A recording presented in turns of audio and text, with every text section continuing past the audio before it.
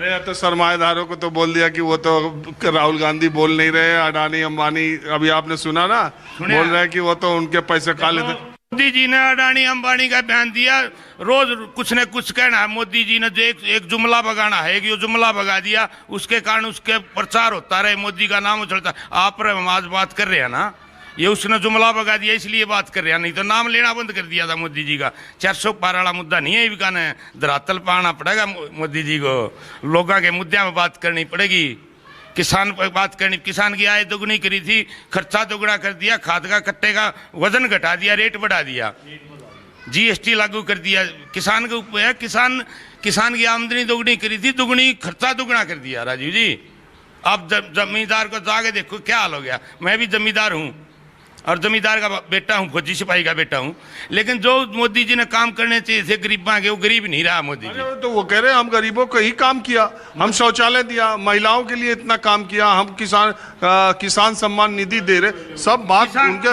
किसान सम्मान निधि कै रुपये, 6,000 रुपये साल के किसान। हरियाणा के किसान, सुनो, ये जिस गांव में डीगल में बैठा हूँ, आप भी इसी गांव के हो, इस गांव के लोगों की बात में सुन करके ये मेरा कार्यक्रम जो उत्तर प्रदेश और बिहार के किसान गांव के देख रहे होंगे, ये 11,000 से ज़्यादा लोगों के आपने फोटो लगाए जिनका चंदा 5100 से ऊपर है, करोड़ों रुपया गौशाला को चंदा दे रहे हो। आपकी बात दूसरे हरियाणा के किसानों के, आपके लिए 2,000 का मतलब नहीं है, आप 2,000, लेकिन इस देश का 90% किसान कैसा है आपको मालूम? किसान एक मिनट, किसान गरीब है, किसान गरीब है और वैसे मदद भी दे रहा है, ये जो दे रहा है ये भी दे रहा है। किसान ही देश का मालिक है, सरमाएदार किसान होना चाहिए था, सरमाएदार और बना दिए मोदी जी ने। मोदी जी ने जो वेल्थ में 2 हिंदुस्तान बना दिए, गरीब का और एक अमीर का। गरीब के पास कुछ है नहीं, उनको 2-5 किलो अनाज पर रख रहा है। अच्छा ठीक है, उस सब के बाद आप मुझे बताइए जी कि 10 में से हरियाणा की, मेरा इंटरेस्ट सिर्फ ये जानने में कि बीजेपी 10 की 10 जो सीट जीती थी वो जीत जाएगी, कम होगी तो कितनी कम होगी? राजीव जी मैं पॉलिटिकल वर्कर हूँ, आपको साफ बताऊँ। किस पार्टी के? मैं कांग्रेस पार्टी का हूँ, 1993 से कांग्रेस का बब्बर शेर हूँ मैं, लेकिन मैं फैक्ट बात बताऊंगा। 2 चुनाव हार ली, लोकसभा की भी, विधानसभा की भी, आपका तो कहा नहीं। देखो हारे उनने जात पात की राजनीति करके फूट डाल।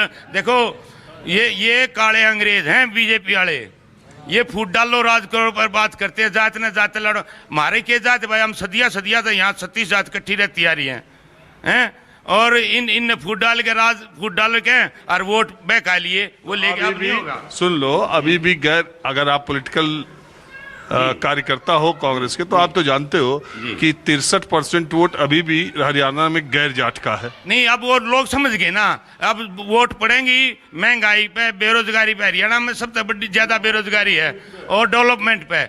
जो हमारा यहाँ का कैंडिडेट है भाई दीपेंद्र जी, उसने रोहतक में जो डेवलप करी है 10 साल में, सारी जिंदगी नहीं कर सकता कोई मेंबर पार्लियामेंट। अब मैं उनकी संस्थाएं गिना दूं, Indian institute of management IIM, Indian institute of technology, footwear design park, hotel management, state art visual university, Pandit Bhagwat Dayal Sharma university, दो थर्मल पावर प्लांट लगाए उन्हें यहाँ।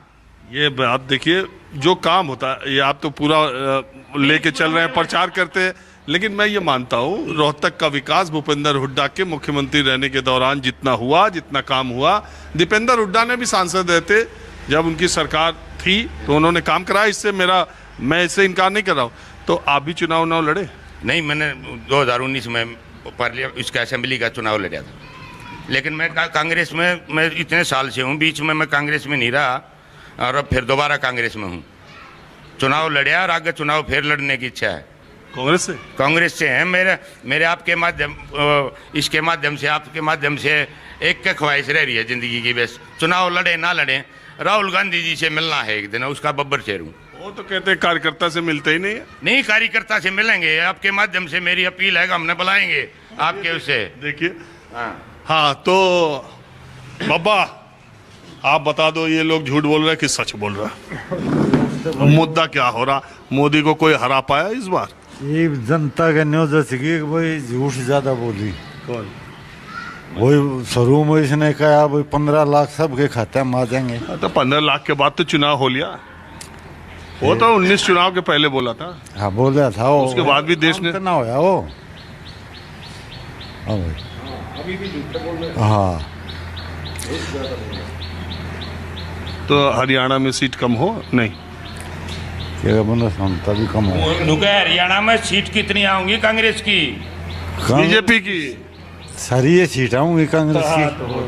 पहली बार वोटर है भाई साहब वो। हाँ हाँ जी।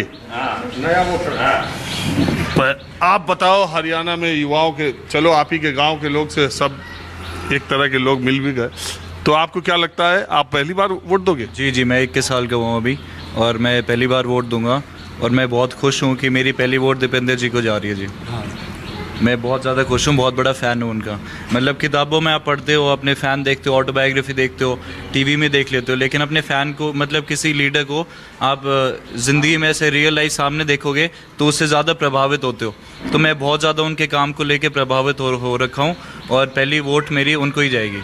अच्छा एक बात बताइए, यहाँ जितने लोग बैठे, मेरी बात का बुरा ना मानिएगा, ये जाट बाहुल्य गांव है, तो ज़्यादातर लोग जाट है ना इसमें? हाँ, यही तो बात है, और गैर जाट में बीजेपी है। चलिए मैं अब आपको दूसरी तरफ ले चलता हूँ।